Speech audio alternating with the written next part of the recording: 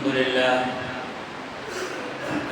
لله نحمده ونستعينه ونستغفره ونعوذ بالله من شرور أنفسنا ومن سيئات أعمالنا من يهده الله فلا مضل له ومن يضلل فلا هادي له وأشهد أن لا إله إلا الله وحده لا شريك له وأشهد أن محمدا عبده ورسوله أما بعد فإن خير الحديث كتاب الله وخير الهدي هدي محمد صلى الله عليه وسلم وشر الأمور محدثاتها وكل محدثة بدعة وكل بدعة ضلالة وكل ضلالة في النار. أعوذ بالله من الشيطان الرجيم. بسم الله الرحمن الرحيم. وإن طائفتان من المؤمنين اقتتلوا فأصلحوا بينهما فإن بغت إحداهما على الأخرى فقاتلوا التي تبغي حتى تفيء إلى أمر الله فإن فاءت فأصلحوا بينهما بالعدل وأقسطوا إن الله يحب المقسطين. معزز اسلامی غنی بھائیوں، مسلسل کئی خطبات سے آپ کے سامنے صحابہ کرام جیسے نفوس قدسیہ کا ذکر چل رہا ہے. اللہ کے رسول صلی اللہ علیہ وسلم کے فرمان کے مطابق صحابہ کرام سے محبت کرنا یہ نبی صلی اللہ علیہ وسلم سے محبت کرنا ہے. صحابہ کرام سے بغض رکھنا یہ در حقیقت نبی صلی اللہ علیہ وسلم سے بغض رکھنا ہے. اللہ کے نبی صلی اللہ علیہ وسلم نے فرمایا کہ من احبهم فبحبی احبهم، جو صحابہ کرام سے محبت کرتا ہے وہ میری محبت کی وجہ سے ان سے محبت کرتا ہے. ومن ابغضهم فببغضی ابغضهم، اور جو صحابہ کرام سے بغض رکھتا ہے وہ مجھ سے بغض رکھنے کی وجہ سے ان سے بغض رکھتا ہے. اللہ کے نبی صلی اللہ علیہ وسلم کا بالکل واضح فرمان ہے. اور سورۃ الفتح کی آخری آیات میں اللہ رب العالمین نے صحابہ کرام کا جو مقام اور جو مرتبہ بیان فرمایا ہے تو اللہ رب العالمین نے فرمایا کہ سیماہم فی وجوہہم من اثر السجود ذالک مثلہم فی التوراۃ ومثلہم فی الانجیل كزرع اخرج شطأه فآزره فاستغلظ فاستوى على سوقه يعجب الزراع ليغيظ بهم الكفار. اللہ رب العالمین نے صحابہ کرام کو کھیتی کے مشابہ قرار دیا کہ ایک کھیتی جس کو پہلے بیج کی شکل میں بویا جاتا ہے، پھر اس کے بعد وہ تناور درخت کی شکل اختیار کرتی ہے، اس کے بعد وہ اپنے تنے پر کھڑی ہو جاتی ہے. صحابہ کرام کا معاملہ یہی تھا. بہت غریب تھے، بڑی غربت کی حالت میں انہوں نے اپنی ابتدا کی تھی، اپنا آغاز کیا تھا، لیکن اللہ رب العالمین نے دھیرے دھیرے انہیں پروان چڑھایا. اللہ رب العالمین نے انہیں قوت دی، صلابت دی، اللہ رب العالمین نے انہیں طاقت دی. اس کے بعد ایک مضبوط درخت کی طرح بن گئے. اللہ رب العالمین نے آگے فرمایا کہ یہ چیز لیغیظ بہم الکفار، تاکہ کافر ان سے جلیں، کافر ان سے بغض رکھیں.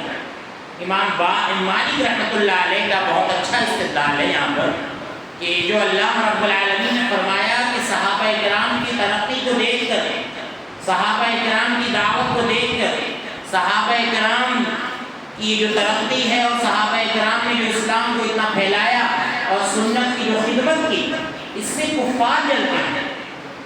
اب اگر ہمارے میں سے کوئی ایسا شخص نکل آئے جو صحابہ کرام سے نفرت کرے یا صحابہ کرام سے بغض رکھے تو ایسا شخص، اس کے اندر کافروں والی صفت پائی جا رہی ہے، کیونکہ اللہ نے فرمایا کہ صحابہ کرام سے جو لوگ بغض رکھتے ہیں وہ کافر ہوتے ہیں، اور صحابہ کرام کے پنپنے سے جو لوگ جلتے ہیں وہ کافر ہوتے ہیں. تو اگر کوئی مسلمانوں میں سے ایسا شخص پیدا ہو جائے جو صحابہ کرام پر تام و تشنیع کرے، صحابہ کرام میں عیب نکالے، صحابہ کرام کے اجتہادات کو ذکر کر کے صحابہ کرام کو برا بھلا کہے یا صحابہ کرام پر سب کو شتم کرے تو آپ سمجھ لیں کہ وہ اپنا ٹھکانہ کن لوگوں میں بنا رہا ہے اور کہاں جانا چاہ رہا ہے۔ امام مالک رحمۃ اللہ علیہ نے یہ فرمایا۔ تو اس لیے صحابہ کرام کا ذکر کرنا، بعض لوگ یہ بھی ہو سکتا ہے سمجھتے ہوں کہ آخرکار یہ صحابہ کرام کا ذکر اتنا کیوں ہو رہا ہے اور کیوں لوگ اتنا ذکر کرتے ہیں۔ اس مسجد میں تو ایسے لوگ نہیں ہیں جو صحابہ کرام سے بغض رکھتے ہوں یا صحابہ کرام کو برا بھلا کہتے ہوں، لیکن میرے بھائیوں، صحابہ کرام کا ذکر کرنا، ذکر خیر کرنا، یہ ہم سب کی ذمہ داری ہے۔ ہم سب کی ذمہ داری ہے کہ صحابہ کرام کا ذکر کئی ایک خطبات میں سال بھر میں ہونا چاہیے، کیونکہ یہ فتنہ پیر پسار رہا ہے ہر جگہ، بلکہ آپ کے شہر رائے بریلی سے متعلق بھی ایسے لوگ ہیں جو اس فتنے میں پورے طور پر ملوث ہو چکے ہیں، جو اپنا ننہال رائے بریلی بتاتے ہیں اور صحابہ کرام پر تان و تشنیع کرتے ہیں اور اس طرح سے تان و تشنیع کرتے ہیں کہ بس دل کرتا ہے کہ اپنے کانوں کو بند کر لیا۔ نعوذ باللہ معاویہ رضی اللہ عنہ کو فرعون هذه الامہ، کہ معاویہ نعوذ باللہ اس امت کے فرعون ہیں، معاویہ جہنمی ہے۔ اللہ کے نبی نے ان کو اس طرح سے کہا۔ اس طرح کی باتیں صحابہ کرام کے بارے میں کہی جا رہی ہیں۔ صحابہ کرام کو لوگ موضوع روایات پر تولتے ہیں، صحابہ کرام کو لوگ ضعیف احادیث پر تولتے ہیں، صحابہ کرام کو لوگ تاریخ پر تولتے ہیں، حالانکہ صحابہ کرام وہ شخصیات ہیں جو تاریخ پر تولنے والی نہیں، تاریخ سے بہت بلند ہیں۔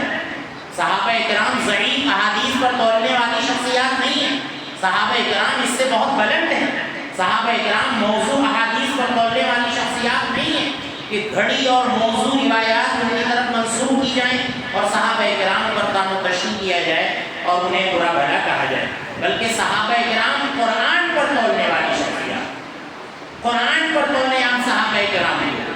صحابہ کرام کو صحیح احادیث پر تولنے اور ہر بڑی سے بڑی بات کا ایک جواب ہمارے پاس ہونا چاہیے، رضی اللہ عنہ ورضوا عنہ۔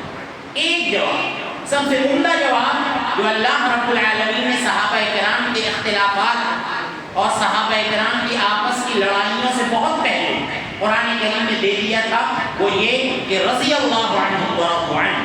اسی سے سوال کیا گیا کہ آگے چل کر عائشہ رضی اللہ عنہ علی کے سامنے آ گئی، علی رضی اللہ عنہ عائشہ رضی اللہ عنہ کے سامنے آ گئے، تو جواب دینے والے نے کہا رضی اللہ عنہ ورضوا عنہ۔ پھر کسی نے کہا کہ معاویہ رضی اللہ عنہ علی کے سامنے آ گئے جنگ صفین میں، اور علی رضی اللہ عنہ معاویہ کے سامنے آ گئے، جواب دینے والے نے کہا رضی اللہ عنہ ورضوا عنہ۔ پھر کسی نے کہا کہ طلحہ زبیر اور معاویہ اور حضرت علی ان سب کا آپس میں معاملہ تھا اور آپس میں اختلافات تھے، نظریاتی اختلاف تھا، جواب دینے والے نے کہا رضی اللہ عنہ ورضوا عنہ۔ سب سے اچھا جواب، اس سے اچھا کوئی جواب ہی نہیں۔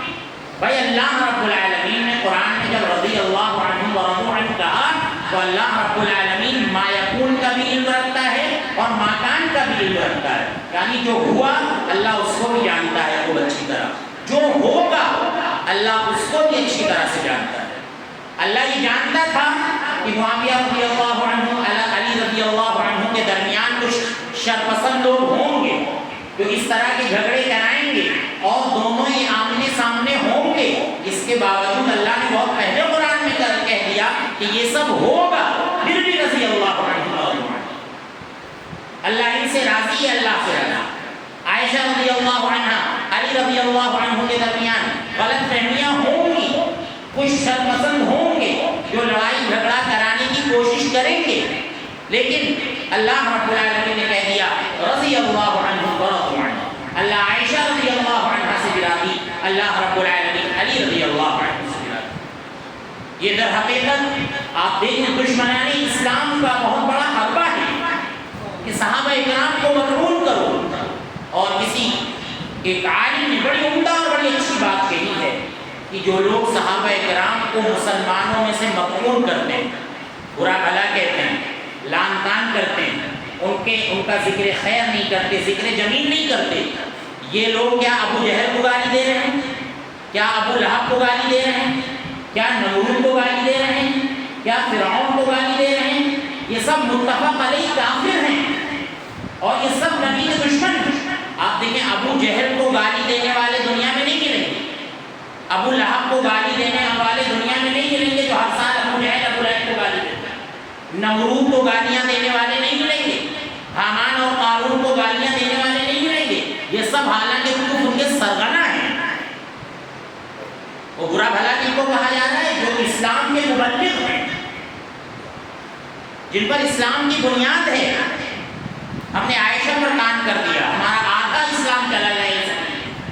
اللہ کے گھر سے نکال کر آدھا دین ہم تک پہنچانے والی اما عائشہ رضی اللہ عنہا ہیں، اور زبردستی حضرت علی کے مقابل میں عائشہ رضی اللہ عنہا کو کھڑا کر کے کہا جاتا ہے کہ عائشہ رضی اللہ عنہا غلط کرتی ہیں، اور عائشہ رضی اللہ عنہا پر نہ جانے کیسی کیسی باتیں کہی جاتی ہیں۔ تو یہ اسی وجہ سے یہ دشمنانی اسلام کا حربہ ہے۔ میں نے بتایا انشاءاللہ ذکر ہوگا، میں نے سوچا تھا کہ آج کے خطبے میں اپنی باتیں سمیٹیں گے، لیکن باتیں زیادہ ہیں، انشاءاللہ ایک خطبہ میں اور لوں گا آئندہ میں۔ باتیں زیادہ ہیں جن کو بیان کرنا ضروری ہے۔ تو چاہے اما عائشہ رضی اللہ عنہا، ان پر تان و تشنیع کا معاملہ، نعوذ باللہ ان پر اتنی تان و تشنیع کی گئی کہ ان کو زانیہ تک فاحشہ تک کہہ ڈالا گیا۔ اس طرح کی باتیں کہیں صرف کس لیے؟ کیونکہ عائشہ رضی اللہ عنہا پر نہ جانے کتنی احادیث کی بنیاد ہے۔ اللہ کے نبی صلی اللہ علیہ وسلم کے گھریلو معاملات پہنچانے والی ہم تک اما عائشہ رضی اللہ عنہا، اور اسی طرح سے دوسرے صحابہ کرام ہیں۔ تو ہمیں جو ہے صحابہ کرام کے تعلق سے بڑی خاموشی اختیار کرنی ہے۔ تو آپ دیکھیں یہ سب دشمنان اسلام ہیں، دشمنان انبیاء ہیں، نمرود، حامان، قارون وغیرہ، لیکن ان پر سب کو شتم نہیں ہوتا، سب کو شتم ہوتا ہے تو صحابہ کرام پر ہوتا ہے۔ علامہ ثناء اللہ امرتسری رحمۃ اللہ علیہ بہت بڑے مناظر، ان کا مناظرہ ایک بار صحابہ کرام کے دشمنوں سے ہونا تھا۔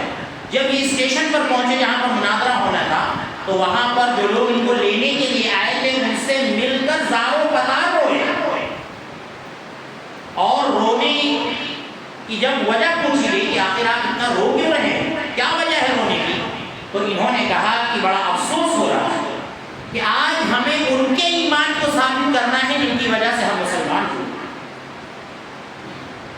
آج ہمیں صحابہ کرام کے بارے میں یہ ثابت کرنا ہے کہ نعوذ باللہ مسلمان تھے، یہ ثابت کرنا ہے۔ حالانکہ ہم سب جو مسلمان ہیں اس کا صحرا صحابہ کرام کے سر جاتا ہے۔ ہم سب اگر مسلمان ہیں تو یہ صحابہ کرام کی مرہون منت ہے، صحابہ کرام نے ہم تک صحیح دین منتقل کیا ہے۔ افسوس ہمیں اس بات پر ہو رہا ہے کہ آج ہمیں ان کا ایمان ثابت کرنا ہے، حالانکہ ان کی وجہ سے ہم خود مسلمان ہوئے۔ تو یہ معاملہ ہے۔ اس لیے میرے بھائیوں، صحابہ کرام کی محبت کو اپنے دل و جان میں بسا کر رکھنا ہے، اور جو بھی معاملات ہیں انہیں ہمیں قرآن و سنت کی روشنی میں سمجھنا ہے۔ آپ دیکھیں میں نے آیت کریمہ خطبہ مسنونہ کے بعد پڑھی، اللہ رب العالمین نے فرمایا وَإِن طَائِفَتَانِ مِنَ الْمُؤْمِنِينَ اقْتَتَلُوا فَأَصْلِحُوا بَيْنَهُمَا بِالْعَدْلِ۔ اللہ نے فرمایا کہ جب مومنوں کے دو گروہ آپس میں لڑ جائیں تو ان کے درمیان صلح کرا دیا جائے۔ دیکھیں اللہ نے لڑنے والے دونوں گروہ کو مومن کہا، وَإِن طَائِفَتَانِ مِنَ الْمُؤْمِنِينَ اقْتَتَلُوا فَأَصْلِحُوا بَيْنَهُمَا۔ اللہ نے کہا، اور اگر تمہیں ایسا لگ رہا ہے کہ ایک گروہ کسی گروہ پر زیادتی کر رہا ہے تو جو گروہ زیادتی کر رہا ہے اس کو سمجھانے کی کوشش کرو اور حق کی طرف لانے کی کوشش کرو، حق کی طرف لانے کی کوشش کرو، کیونکہ دونوں مسلمان ہیں۔ اس سے صاف پتہ چلتا ہے کہ دو مسلمان کبھی تیسرے شر پسند کی وجہ سے آپس میں لڑ سکتے ہیں، یا آپس کی غلط فہمیوں کی وجہ سے ان میں اختلاف ہو سکتا ہے۔ یہ آیت بالکل صاف بتلا رہی ہے۔ اور آپ دیکھیں جب ہم اللہ کے نبی کی احادیث دیکھتے ہیں تو اللہ کے نبی صلی اللہ علیہ وسلم نے حسن رضی اللہ عنہ کے بارے میں کہا تھا کہ ان ابنی ھذا سید، میرا یہ بیٹا، میرا یہ نواسا سردار ہوگا مسلمانوں کا، لعل اللہ ان یصلح به بین فئتین عظیمتین من المسلمین، اور آگے چل کر اللہ رب العالمین میرے اس بیٹے کے ذریعے مسلمان کے دو عظیم گروہوں میں صلح کرائے۔ مسلمانوں کے دو عظیم گروہ، اللہ رب العالمین نے دونوں گروہوں کو مسلمان قرار دیا۔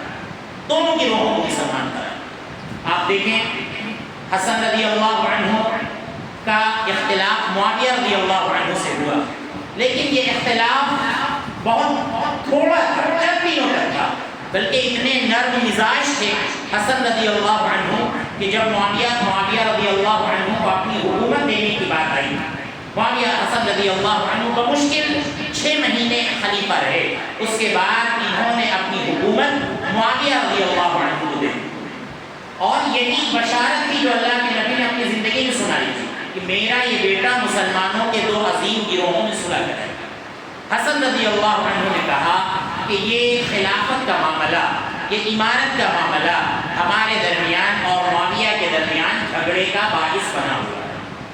حسن رضی اللہ عنہ نے بالکل صاف بات کہی کہ یا تو یہ میرا حق ہے یا معاویہ کا حق ہے، یا تو یہ میرا حق ہے یا معاویہ کا حق ہے۔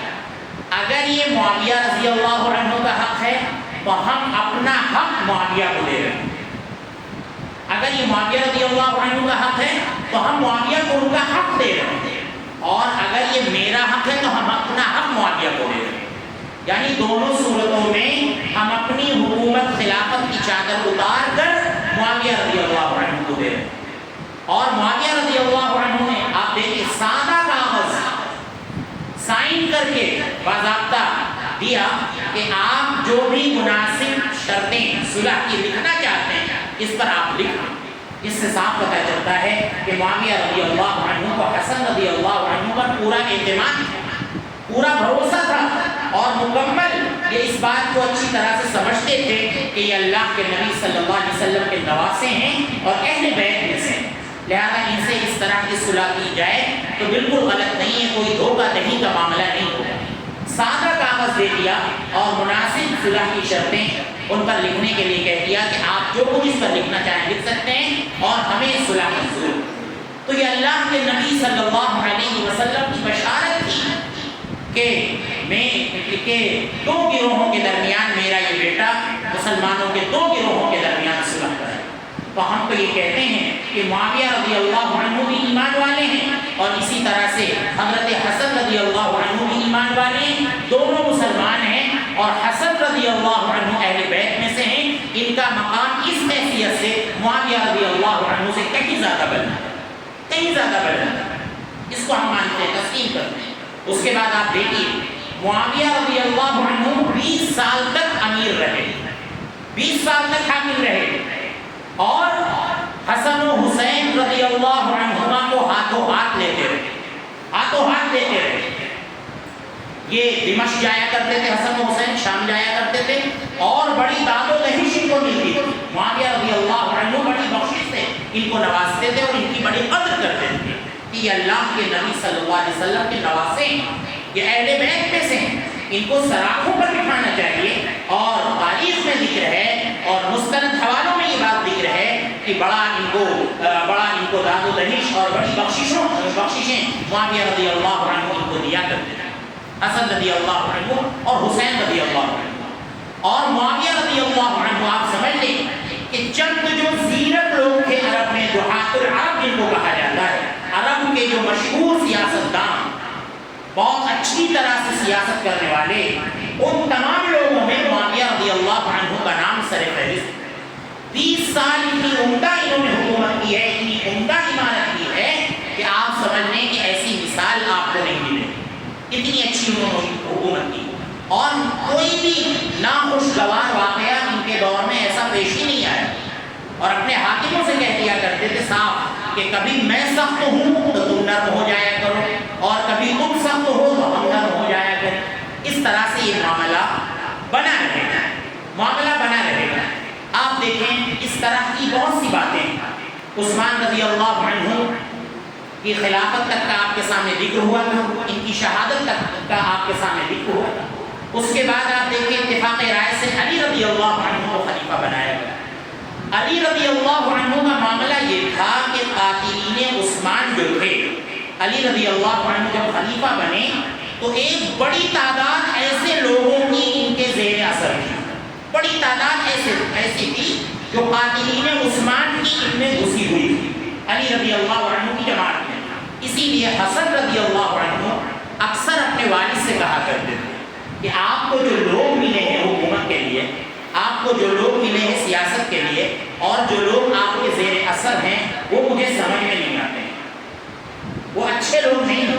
ٹھیک لوگ نہیں. اور حضرت علی رضی اللہ عنہ خود جو ہے اس سے بہت پریشان رہا کرتے تھے اور اس طرح کے واقعات ان کے سامنے رونما ہوتے رہتے تھے.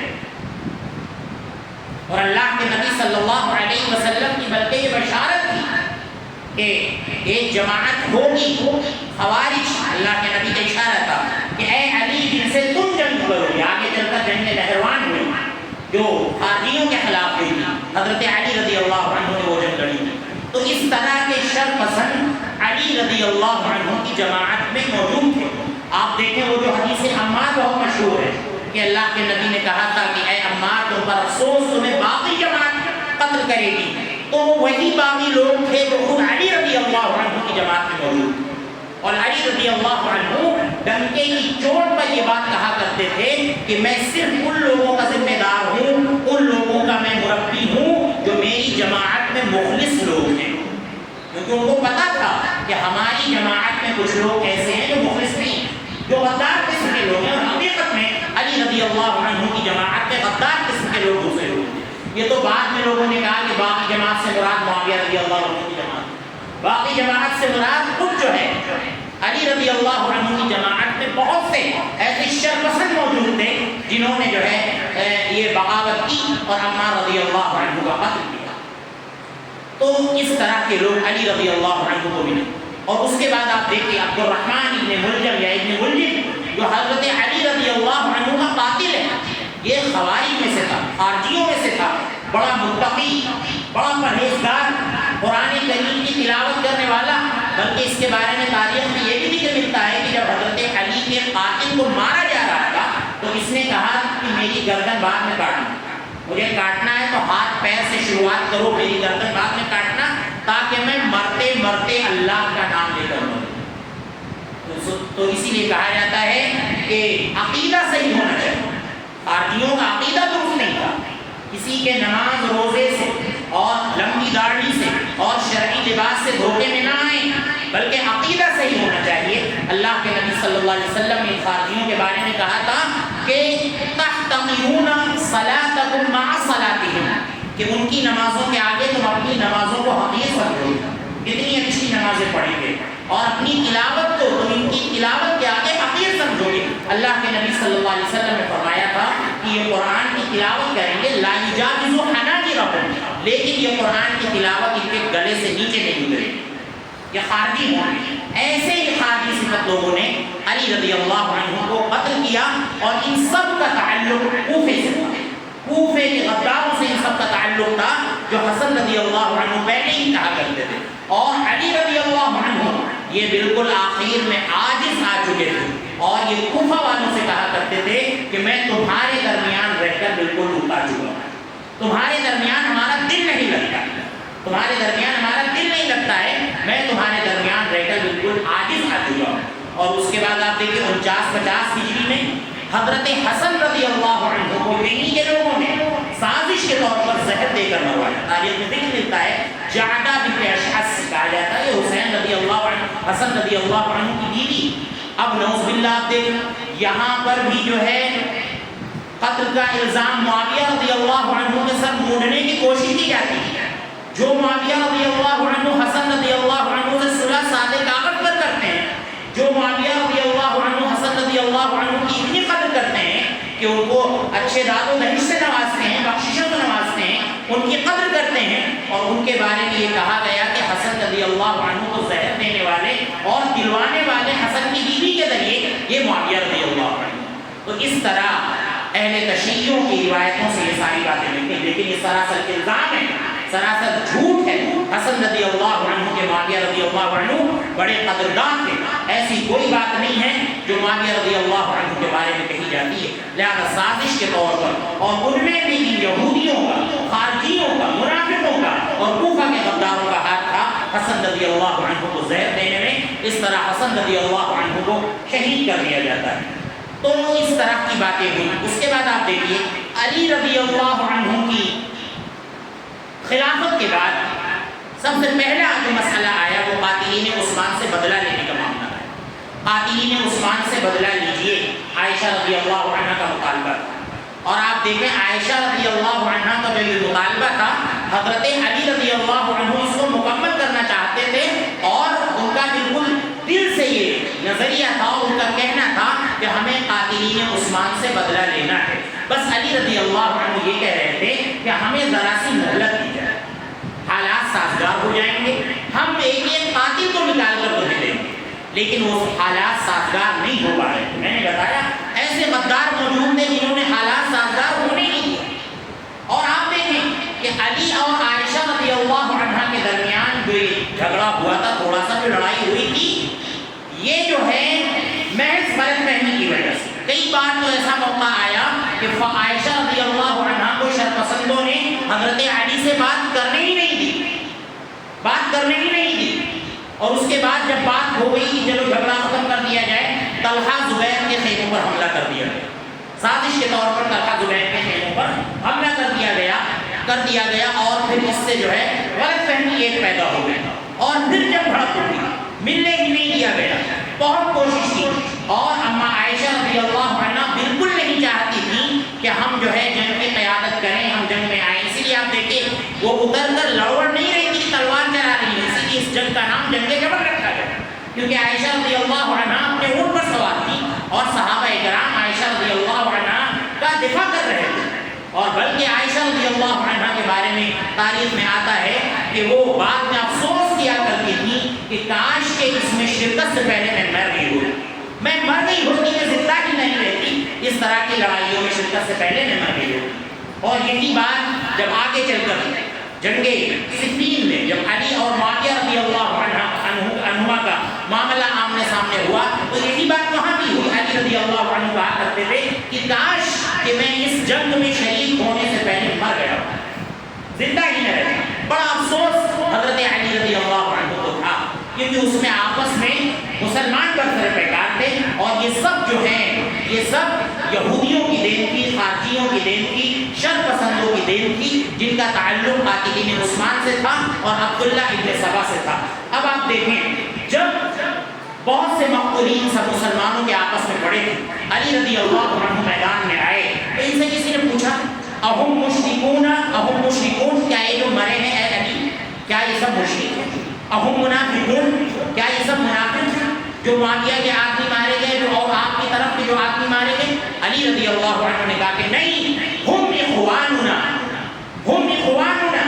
یہ سب ہمارے بھائی ہیں, یہ سب ہمارے بھائی ہیں جو مارے گئے. اور اس کے بعد علی رضی اللہ عنہ نے کہا قتلانا وقتل معاویہ فی الجنہ, ہمارے مقتولین اور جو معاویہ کے مقتولین ہیں انشاءاللہ دونوں جنت میں جائیں.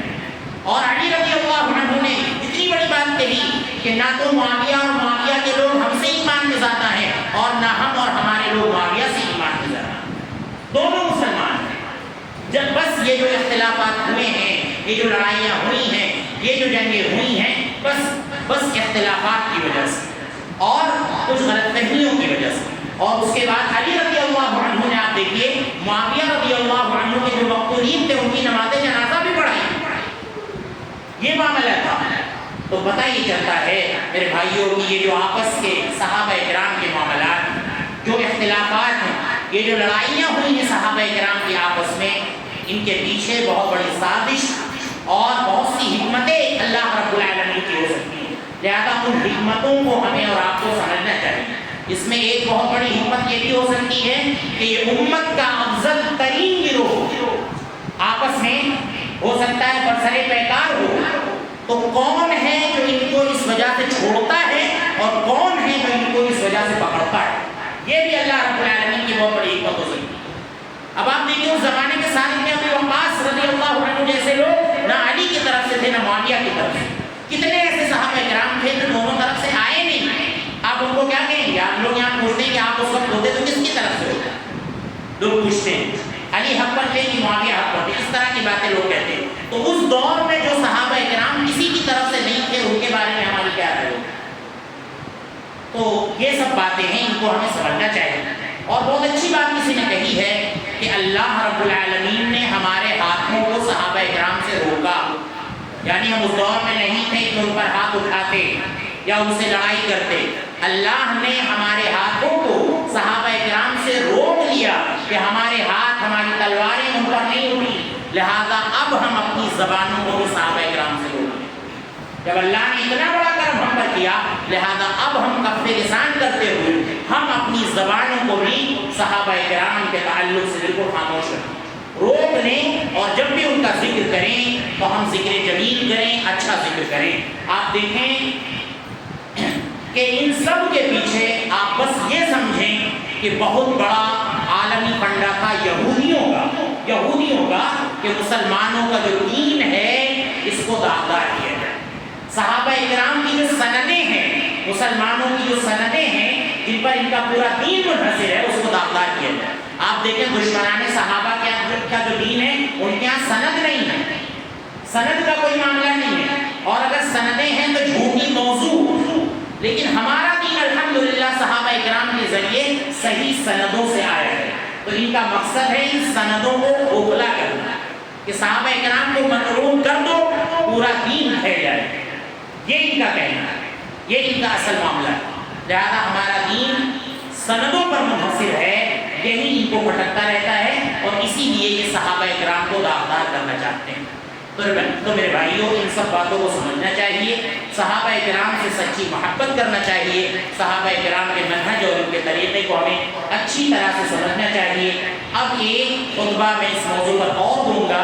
حضرت حسین رضی اللہ عنہ کا جو معاملہ تھا، ان کا کوفے کی طرف نکلنا، اور پھر جو کربلا کی جو جنگ ہوئی ہے اس کے تعلق سے جو اہم باتیں ہیں وہ میں آپ کے سامنے بس اس غرض سے پیش کروں گا کہ صحابہ کرام کے تعلق سے جو غلط فہمیاں ہیں وہ دور ہو سکیں، اور اہل بیت کا اور صحابہ کرام کا جو صحیح مقام ہے وہ ہمارے دلوں میں آ سکے۔ اس لیے بس ایک خطبہ میں اور دوں گا تاکہ اس میں یہ موضوع مکمل کیا جا سکے۔ اللہ رب العزت ہمیں ان باتوں کو سمجھنے کی اور ان پر عمل کرنے کی توفیق عطا فرمائے۔ اللہ رب العالمین ہمیں صحابہ کرام کے منہج کو سمجھنے کی اور صحابہ کرام کی عزت اور ان کا احترام کرنے کی توفیق عطا فرمائے۔ اللہ رب العالمین ہمیں صحابہ کرام کے منہج کے مطابق دین پر چلنے کی توفیق عطا فرمائے۔ اللہ ہمیں شرک و بدعات سے محفوظ فرما۔ اللہ جن بھائیوں نے دعا کی گزارش کی ہے ان کی تمام داستان کو قبول فرما۔